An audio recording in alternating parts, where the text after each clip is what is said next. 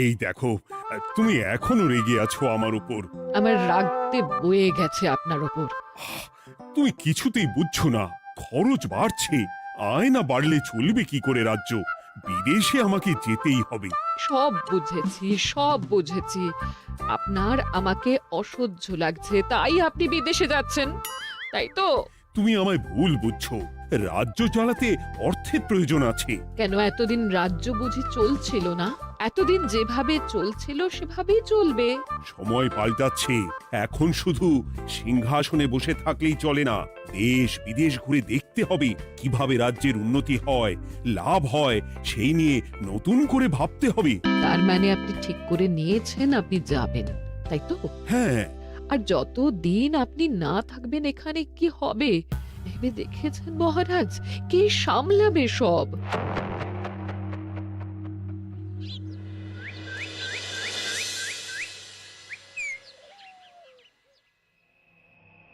চিঠি?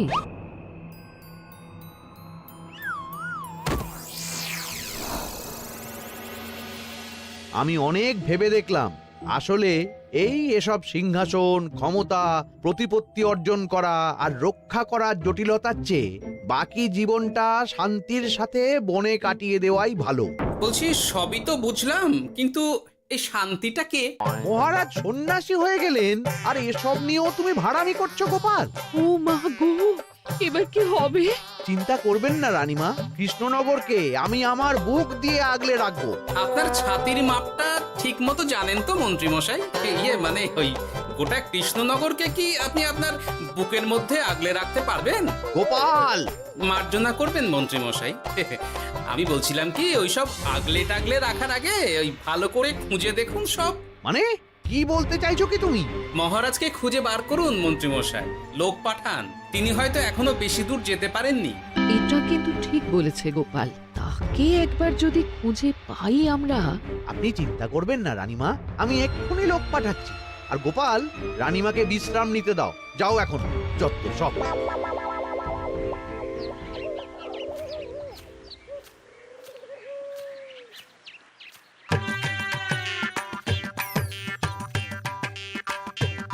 ওই গো, গেলে কই? এক ঘটি জল দাও দেখি। ওই জলই খেতে হবে, শুধু জল। ঘরে এক দানাও চাল নেই। যদি বাজারে না গেলে আজ হরি মটর। রাজ্যে রাজা নেই আর তুমি ঘরে চাল নেই বলে চিল্লামিল্লি করছো, চত্ব সব। ও মা গো, মহারাজ রাজ্যে নেই তো গেলেন কই? হ্যাঁ, বনবাসে। সে কি গো, এবার কি হবে তাহলে? কপালে যা লেখা আছে তাই হবে, আর কি। এই তোমার চাকরিখানা থাকবে তো? হ্যাঁ, না থাকলে বাটি হাতে বেরোবো, চিন্তা কি?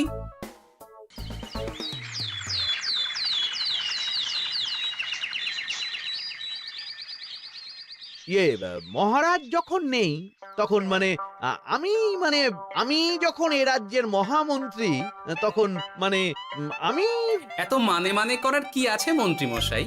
মহারাজ নেই তো কি হয়েছে, রানীমা তো আছেন। আমরা তার কথা মতোই চলব। গোপাল একদম উচিত কথা বলেছে।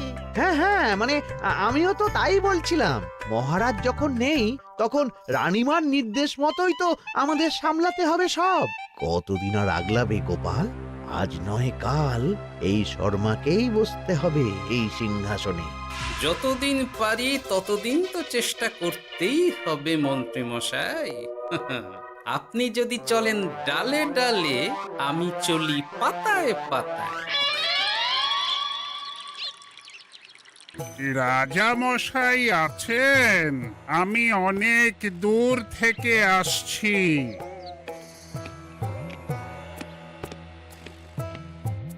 মন্ত্রীমশাই, একজন সাধু এসেছেন রাজামশাইয়ের সঙ্গে দেখা করতে। বলছেন অনেক দূর থেকে এসেছেন। জানো না মহারাজ এখন নেই? যাও, চলে যেতে বলো ওকে। মহারাজ নিরুদ্দেশ। এই মুহূর্তে সত্যিই যদি কোনো প্রাজ্ঞ সাধু বাবা রাজবাড়িতে তার পায়ের ধুলো দেয়, বলা তো যায় না যদি মহারাজের হদিস তিনি দিতে পারেন। ঠিক ঠিক, একদম ঠিক বলছেন পণ্ডিত মশাই। বেশ বেশ, ডেকে আনো তাকে, দেখি সে কি বলে।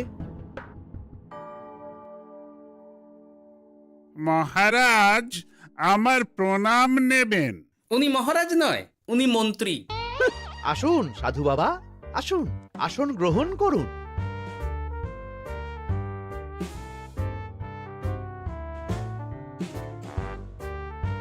এ কি করলেন সাধু বাবা? এটা তো মহারাজের সিংহাসন। আপনার জন্য আমি অন্য আসনের ব্যবস্থা করে দিচ্ছি, আপনি বরং সেখানে বসুন। ওহ, রাজাই যখন নেই তখন তার সিংহাসনে বসতে ক্ষতি কি? আপনি কি করে জানলেন মহারাজ নেই? বুঝলি না, সাধু বাবা যে অন্তর্যামী গোপাল। এবার কি হবে? উনি যদি বলে দেন মহারাজ কোথায় আছেন, তাহলে তো আমার আর পণ্ডিত মশাই, আগেই ওরকম হামলে পড়বেন না। আচ্ছা, আপনি যদি অন্তর্যামী হন, বলুন তো আমাদের রাজা মশাই কোথায় গেছেন? জবর জটা কালো চুলে দেনামা অতীত বলেন। বুম! মহারাজ বনবাসে গেছেন। এটা যখন বলেছেন সাধু বাবা, তাহলে মহারাজ এখন কোথায় আছেন সেটাও নিশ্চয়ই আপনি বলে দিতে পারবেন। আহ গোপাল, সব বিষয়ে নাক গলিও না তো তুমি। ঠিক ঠিক আছে, রাজা মশাইকে নিয়ে চিন্তা হওয়া তো খুবই স্বাভাবিক, কিন্তু গোপাল, রাজা মশাই বনবাসে গেছেন, তাকে আর সংসার মায়ায় বাঁধা ঠিক কাজ হবে না। এ আপনি কি বলছেন সাধু বাবা? মহারাজ না থাকলে রাজ্য চলবে কেমন করে? নতুন রাজা নির্বাচন করতে হবে। এই তো খেলা জমে গেছে, একে দিয়েই কাজ হবে মনে হচ্ছে। আহা সাধু বাবা, এসব নিয়ে নয় পরে আলোচনা করা যাবে। এই কে আছো? সাধু বাবার পা ধুইয়ে দাও ভালো করে। না, বিষয়টা ঠিক সুবিধের মনে হচ্ছে না। আহা মন্ত্রী, করেছ কি? আমি সাধু মানুষ, এত খেতে পারি কি? ও বললে হবে না সাধু বাবা, আপনার জন্য নিজে দাঁড়িয়ে থেকে মহারাজের খাস হালুই করকে দিয়ে রাঁধিয়েছি সব। এ দেখুন না একটু, অমৃত অমৃত। বেশ বেশ, এত করে বলছো যখন, বাহ বাহ, চমৎকার চমৎকার। আমি জানি তো যে এমন খাবার আপনি আগে কখনো খাননি। তা বটে বটে, ভেবেছিলাম কটা দিন বিশ্রাম নিয়ে চলে যাব। এখন দেখছি যা আদর আতিথেয়তা শুরু করেছো তোমরা, তাতে তো মাস কয়েক কাটিয়ে না গেলে আমারই লোকসান হবে। থাকুন না, থাকুন, যতদিন ইচ্ছা থাকুন। আমার ইচ্ছা অনুযায়ী সব চললে তো ওই গোপালের জায়গায় আপনাকেই সবার মহারথী করে রেখে দিতাম চিরকাল। এসব কি বলছো মন্ত্রী? কেন, পরিকল্পনাটা মন্দ নাকি? আমি হব এই রাজ্যের নতুন রাজা, আর আপনি হবেন আমার রাজসভার প্রধান মহারথী। বটে, কাজটা খুব একটা কঠিন না। মহারাজ বনবাসে, আর আপনি নিজেই তো বললেন তাকে ফিরিয়ে আনাও ঠিক হবে না। তাহলে তা বলেছি, কিন্তু বাকি অন্যান্য সভাসদেরা আছে, তারা তো। আরে ছাড়ুন তো ওদের কথা। আকাশে হাত ছড়িয়ে আর একবার মন্ত্র পড়ে নেবেন, বলবেন এই রাজ্যের রাজা হওয়ার ক্ষমতা একমাত্র আমার মধ্যেই আছে। ব্যাস, সবাই মানতে বাধ্য। তারপর আমার একটা হিল্লে হয়ে গেলে আপনারটার ব্যবস্থাও আমি করে দেব, বুঝলেন? বুঝলাম, একেবারে জলের মতো পরিষ্কার। ব্যাস, কালই তাহলে কাজ শুরু করে দিন। বেশি দেরি করে তো লাভ নেই। বলা তো যায় না, মহারাজের যদি রানীমার জন্য মন কেমন করে, রাজ্যে ফিরে আসে, ওসব হওয়ার আগেই সেরে ফেলতে হবে সব কাজ। রাজা হওয়ার খুব তাড়া দেখছি তোমার মন্ত্রী। ওপরে ওঠার ইচ্ছা কার না থাকে বলুন তো সাধু বাবা? আর মাত্র কটা দিনের অপেক্ষা, ব্যাস, তারপরেই এই সিংহাসনের মালিক হব আমি। কৃষ্ণনগরের নতুন রাজা হব আমি। সমস্ত ধন দৌলত থাকবে আমার এই হাতের মুঠোয়। কি অত ভাবছেন মন্ত্রী মশাই একা একা? মানে কি ভাবছি তার কৈফিয়ত তো তোমায় দিতে হবে, হ্যাঁ? হিমা ছি ছি ছি, আপনি কেন কৈফিয়ত দেবেন? আপনার মুখ দেখলেই তো বোঝা যাচ্ছে যে আপনি কি ভাবছেন। তাই বুঝি? তা বলো দেখি কি ভাবছি আমি। আপনি ভাবছেন ওই কৃষ্ণনগরের সিংহাসনের কথা। শুনে ফেললো নাকি সব? আপনি ভাবছেন আমাদের মহারাজের কথা, তাকে কিভাবে ফিরিয়ে আনা যায় সেই কথা, তাই না? মহারাজকে যে আর ফিরিয়ে আনা যাবে না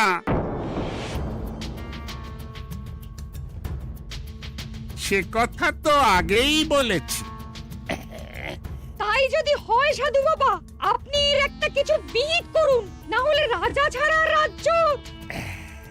ঠিক বলেছ, রাজা রাজ্য, নুন ছাড়া তরকারি, আলো ছাড়া দিন, জল ছাড়া জীবনের মতো। তাই যত দ্রুত সম্ভব নতুন রাজা নিয়োগ করা দরকার। কিন্তু এ বিষয়ে সিদ্ধান্ত নেওয়ার আগে রানীমার সাথে কথা বলা জরুরি। তার চেয়েও জরুরি একটা কাজ আগে করা দরকার। কিসের কথা বলছেন মন্ত্রী মশাই? গোপালের বহিষ্কার। এ আপনি কি বলছেন মন্ত্রী মশাই? একে রাজা মশাই, তার মধ্যে গোপালের মতো বিচক্ষণ মানুষকে রাজসভা থেকে বহিষ্কার করলে তো রাজ্যেরই ক্ষতি। এটাই হচ্ছে সমস্যা। এই কক্ষে যার যেটা কাজ নয় সে সেটা নিয়ে বেশি চিন্তিত। তুমি বিজ্ঞানী, তুমি বিজ্ঞানে মন দাও, রাজকাজ আমার দায়িত্ব। তাহলে এরকম সিদ্ধান্ত নেওয়ার আগে সবার সাথে আলোচনা করা দরকার। কোনো দরকার নেই, আমি যা বলেছি তাই হবে। রাজ্যের ব্যয়ভার বাড়ছে, এই মুহূর্তে কোনো ভাঁড়কে অযথা বেতন দিয়ে পোষার কোনো মানে হয় না। তাই গোপালেরও কাল থেকে রাজসভায় আসার কোনো দরকার নেই। সবই আমি বুঝতে পারছি মন্ত্রী মশাই। বেশ, আপনি যখন বলছেন, এই আমার শেষ দিন রাজসভায়, চলি সবাই, ভালো থাকবেন।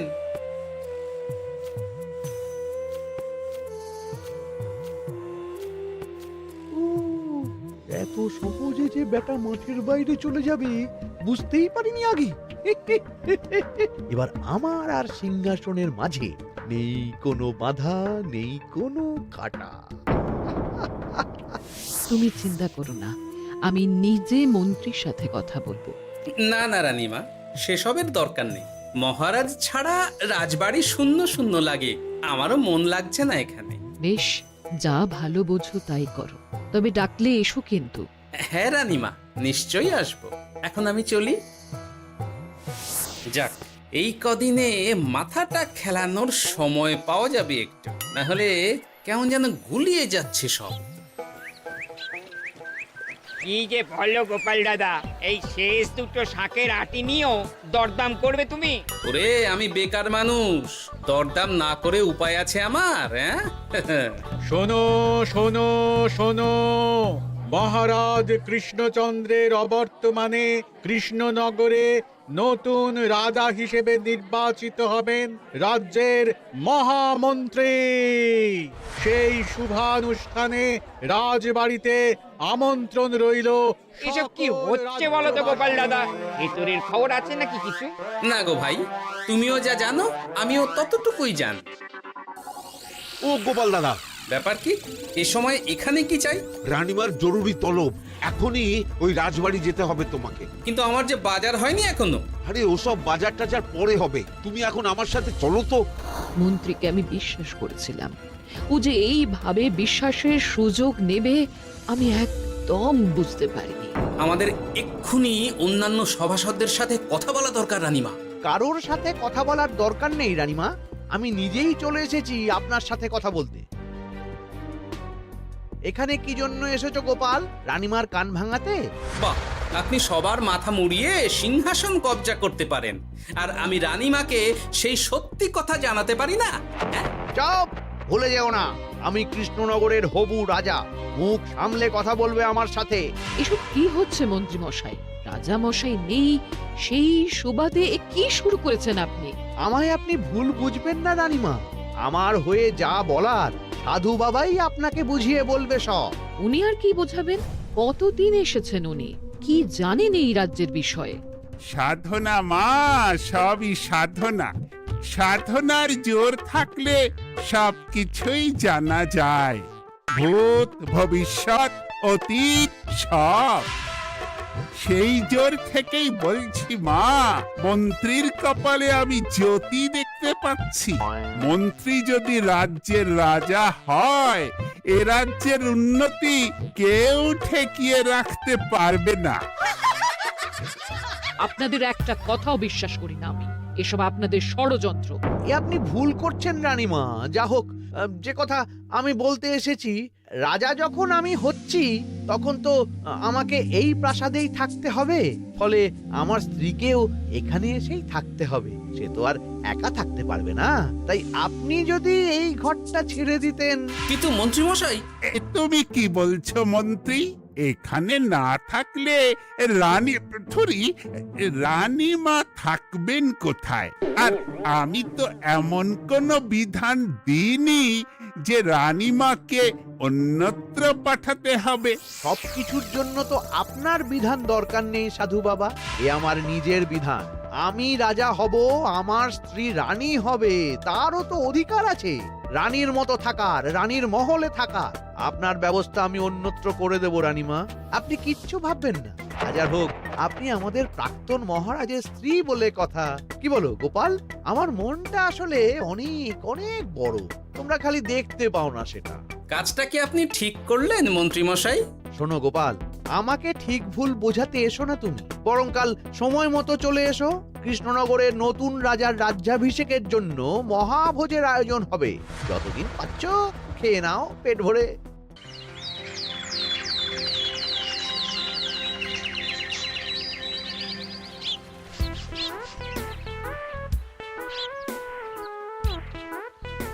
আরে এগুলো আবার কি পরে আছে এখানে? কি এ তো মহারাজের পোশাক, এখানে এসব কি করে এলো? তাহলে কি মহারাজ? না না না, হিসেবটা কেমন যেন ওলট পালট হয়ে যাচ্ছে। সময় তো হয়ে গেল, নতুন মহারাজকে ডাকুন এবার। এসে গেছি, এসে গেছি। আসুন মন্ত্রী মশাই, আসুন। মুকুট নিয়ে দাঁড়িয়ে আছি আপনার মাথায় পরাবো বলে। সাধু বাবা, এবার মহারাজ বলা অভ্যাস করুন। মহারাজ। মহারাজের হদিশ পাওয়া গেছে মন্ত্রীমশাই, মহারাজের হদিশ পাওয়া গেছে। এই কি স্বপ্ন এসে কথা? মহারাজের হদিশ পাওয়া গেছে মানে? কোথায় মহারাজ? না না, মহারাজ না, মহারাজের পোশাক পরে আছে পুকুরের ধারে। আমার মনে হয় তিনি ওই পুকুরে ডুব দিয়ে নিরুদ্দেশ হয়ে গেছেন। ও তাই বলো? তা বেশ তো, প্রাক্তন রাজার জন্য না হয় কিছুক্ষণ নীরবতা পালন করে নেব আমরা, ব্যাস। এ আপনি কি বলছেন মন্ত্রী মশাই? মহারাজ সত্যি ওই পুকুরে ডুব দিয়েছেন কিনা সেটা তো তুলিয়ে দেখা দরকার একবার। সেসব হবে আমি রাজা হওয়ার পর। নিন সাধু বাবা, মুকুট পরান। কিন্তু মন্ত্রীমশাই, আরো একটা দুঃসংবাদ আছে যে। ও আবার কিসের দুঃসংবাদ? মহারাজ যে পুকুরে ডুব দিয়েছেন সেই কথা বলতেই রানীমা অজ্ঞান হয়ে গেছে। তুমি যে কি করো না গোপাল, শুভ সময়ে অশুভ একটা সংবাদ দিয়ে দিলে তো সব বরবাদ করে। এই কে আছো? গ্রেপ্তার করো গোপালকে। তার আগে তোমায় গ্রেপ্তার করা হবে। এত বড় সাহস তোমার? হবু রাজাকে গ্রেপ্তার করার কথা বলো তুমি? আজ তোমার একদিন কি আমার একদিন। কিসের হবু রাজা? আমি কৃষ্ণনগরের আসল রাজা। হ্যাঁ, আমি। কি মহারাজ, আপনি? হ্যাঁ, আমি। অনেক দিন ধরে তো তোমার বাড়বাড়ন্ত দেখলাম, আজকে খেলা শেষ। কিন্তু গোপাল, রানী কোথায়? কেমন আছে সে? এক্ষুনি তার কাছে আমাকে নিয়ে চলো। রানীমা ভালোই আছে মহারাজ, কিচ্ছু হয়নি তার। কিন্তু তুমি যে বললে রানী অজ্ঞান হয়ে গেছে। এটুকু মিছে কথা না বললে যে আপনার লুকোচুরি খেলাটা এত সহজে শেষ হতো না মহারাজ। লুকোচুরি বটে, কিন্তু তুমি বুঝলে কি করে এত সব? প্রথম সন্দেহটা হলো যখন রানীমাকে অন্যত্র রাখার কথা বলতেই আপনি বিচলিত হয়ে উঠলেন, তখন। তারপর পুকুর পাড়ে আপনার পোশাক। ব্যাস এটুকুই, আর কিছু নয়। আর প্রথম দিন রাজসভায় এসেই সোজা সিংহাসনে চড়ে বসা। ব্যাস, একে একে 2 আর 2 2 4 করে ফেললাম। তারপর মনে হলো রানীমার প্রতি টান ফিরিয়ে আনতে পারে আপনাকে আপনার আসল রূপে। তাই এই মিছে কথা। অধমের অপরাধ মার্জনা করবেন মহারাজ। গোপাল, তোমার তুলনা নেই। কিন্তু মহারাজ, আপনি কেন এই ছদ্মবেশ নিয়েছিলেন তার আসল উদ্দেশ্যটা কিন্তু এখনো আমার কাছে পরিষ্কার হয়নি পুরোটা। আসলে আমি পরীক্ষা করছিলাম, বুঝলে, কিসের পরীক্ষা মহারাজ? যে আমার অনুপস্থিতিতে কে এই রাজ্য চালাবে তার পরীক্ষা। এবং আমি ঠিক করেছি যে কদিন ব্যবসার কাজে আমি বাইরে থাকব, ততদিন রানীর পরামর্শ মতো সমস্ত কিছু সামলাবে গোপাল।